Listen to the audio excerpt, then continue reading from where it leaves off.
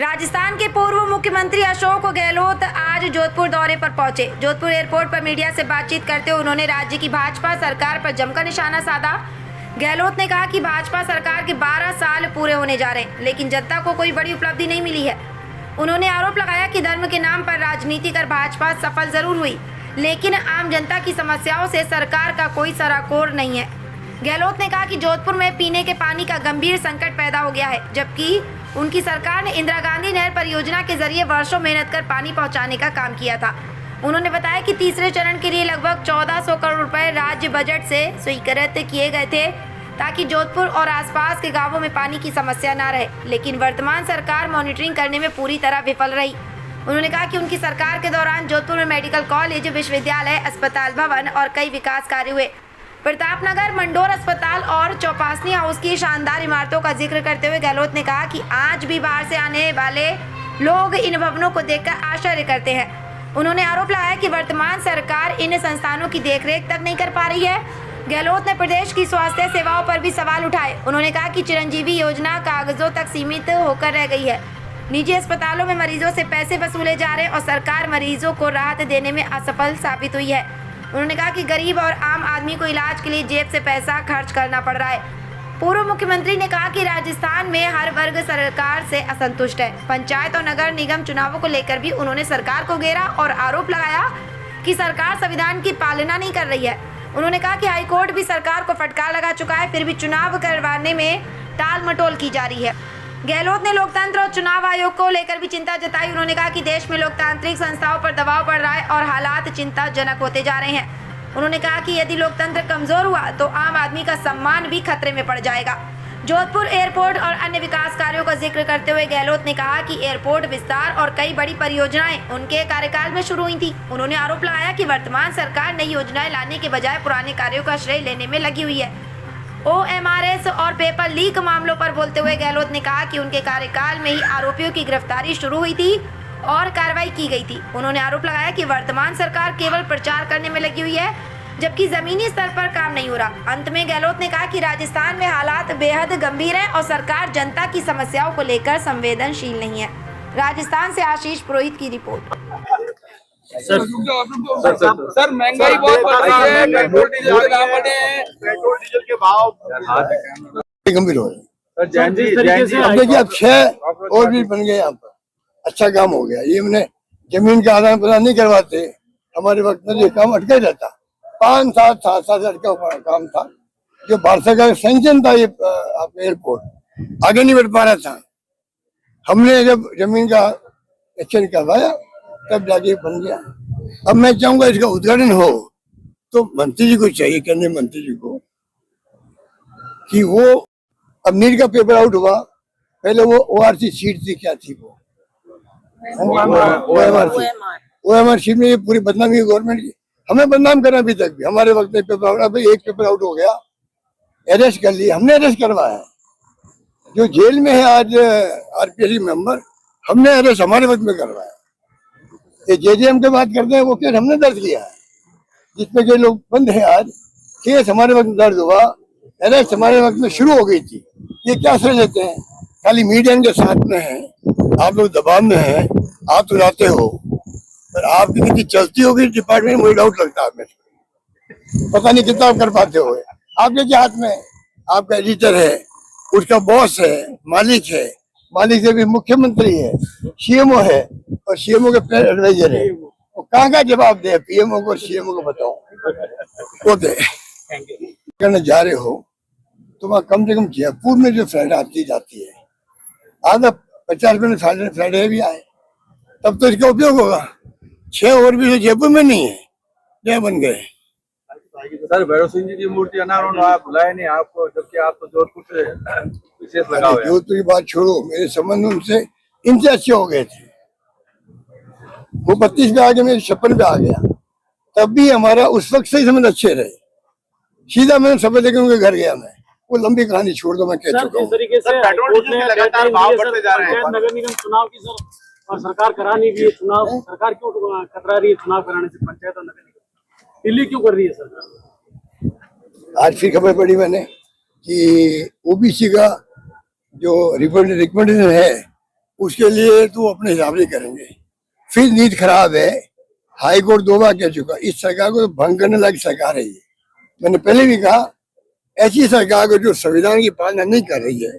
हमने प्रयास किया, नहीं माना स्टे के वक्त में, हमें चुनाव करवाने पड़े, हम भी कोई बहाना ढूंढ लेते।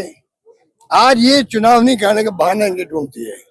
इतनी घबराई हुई है कि हमारे साफ हो जाएंगे हम नगर निकाय में, पंचायतों में, कोऑपरेटिव में चुनाव नहीं करवा रहे हैं। कल आए कोऑपरेटिव वाले मेरे पास में, स्थिति बड़ी गंभीर है राजस्थान के अंदर, बहुत गंभीर स्थिति है, हर वर्ग असंतुष्ट है।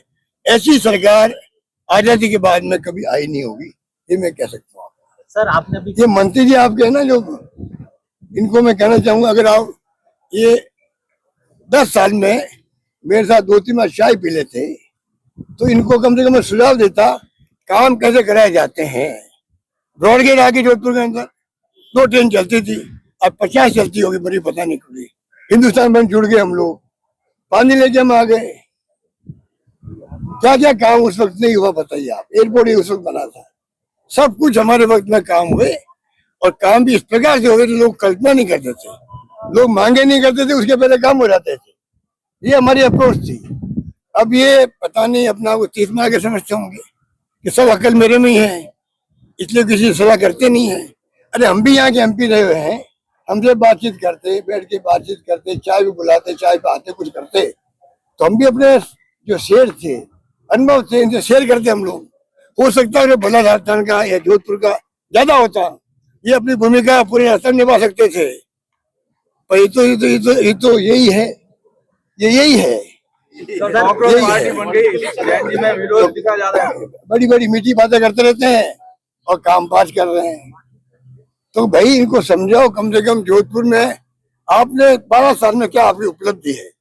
12 साल हो गए मोदी जी को, 12 साल इनको हो गए, इनको पता एक उपलब्धि बता भी मेरे वक्त में उपलब्धि हो गई। और भी बंदा उसका पता नहीं कब बनेगा, वो भी मैंने गडकरी जो क्या करके इसको संजय करवाया।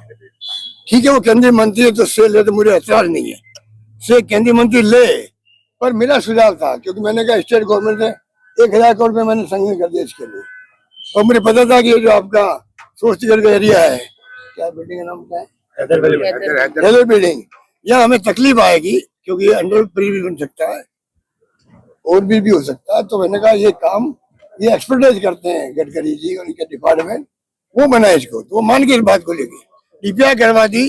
अजमेर से मेरे ख्याल से मोदी जी ने शिलान्यास भी कर दिया, मैंने सुना है। यहाँ आगे करना चाहिए था, तो बड़ा काम था, वो कर दिया, वो पता नहीं आगे काम कितना बढ़ रहा है। रिफाइनरी चालू ऊपर वाला जानता सर, नहरबंदी और नहर को और क्लोजर को लेके जो जनता परेशान है, ऊपर वाला जानता है। रिफाइनरी कब चालू होगी, ये इसकी तो जांच होनी चाहिए कि प्राइम मिनिस्टर के आने में 24 घंटे बाकी थे, 36 घंटे बाकी थे, उसके पहले आप ट्रायल कर रहे हो। प्राइम मिनिस्टर का प्रोग्राम बन जाए, आप ट्रायल कर रहे हो उस वक्त में, इसका मतलब कहीं न कहीं तो स्थिति ऐसी थी कि रिफाइनरी पूरी बनी नहीं होगी। इसका मतलब आप धोखा क्यों दे रहे पब्लिक को। हमने जवाब दिया कि भाई हमने वादा किया 24 के अंदर दिसंबर में चालू हो जाएगी, मेरे वक्त में वादा किया उन्होंने, 25 भी गुजर गया, दबाव में प्रोग्राम में आ गया होगा। ये मुख्यमंत्री देखना चाहिए था। मैं मुख्यमंत्री बुला रहा हूँ, प्राइम मिनिस्टर को बुला रहा हूँ, उसके पहले मेरा काम पूरा हुआ नहीं हुआ। 3 दौरे वो पहले करते, चीफ सेक्रेटरी बाद में भागे जा रहे हैं, तमाम अधिकारी बाद में गए, जैसे कोई चीफ गेस्ट के साथ में वो अटेंडेंस करने गए हों, उनको चाहिए पहले जाते, पूरी ट्रायल हुई नहीं देखते, वरना वो प्रोग्राम करते नहीं उस वक्त में। बड़ी बेइज्जती हुई राजस्थान की। PM का प्रोग्राम आया, उसके पहले आग लग जाए वहां पर, इससे बड़ी शर्म की बात क्या होगी। क्लोजर को लेके जनता परेशान है। जल मंत्री जोधपुर से रहे 5 साल तक, सर क्लोजर को लेके जनता परेशान है, और जल मंत्री जोधपुर से केंद्रीय मंत्री रहे पार्टी। देखो मंत्री के बारे में कोई कमेंट इसलिए नहीं करूंगा कि अभी 2 साल बाद भी उनकी पहचान नहीं बन पाई। जो मंत्रियों की पहचान होनी चाहिए ना, जिसे वो जाए तो काम शुरू हो जाए। अगर वो जाते भी हैं, उनकी बात सुनाई होती नहीं अधिकारियों को। ये शिकायत आम मंत्रियों की है मुख्यमंत्री जी से। जहाँ तक मुझे इतना है कि मंत्री कुछ परेशान है, हम फोन करते, डिप्टी CM था, हम फोन करते, हमारे खुद के डिपार्टमेंट के अधिकारी फोन उठाते नहीं। ये स्थिति है यार राजस्थान के। मोदी सरकार कल के 12 वर्ष पूरे हो गए, भाजपा 10 बनाने की तैयारी कर रही है। इस कार्यकाल में आपको क्या मिला और आपकी क्या प्रतिक्रिया इस पर? देखिए, सबसे बड़ी बात है कि 12 साल पूरे हो गए तो अलग बात है, 12 साल में कोई उपलब्धि नहीं रही है। धर्म के नाम पे राजनीति हुई और उसमें वो पूरी तरह कामयाब रहे हैं, पूरी तरह कामयाब रहे।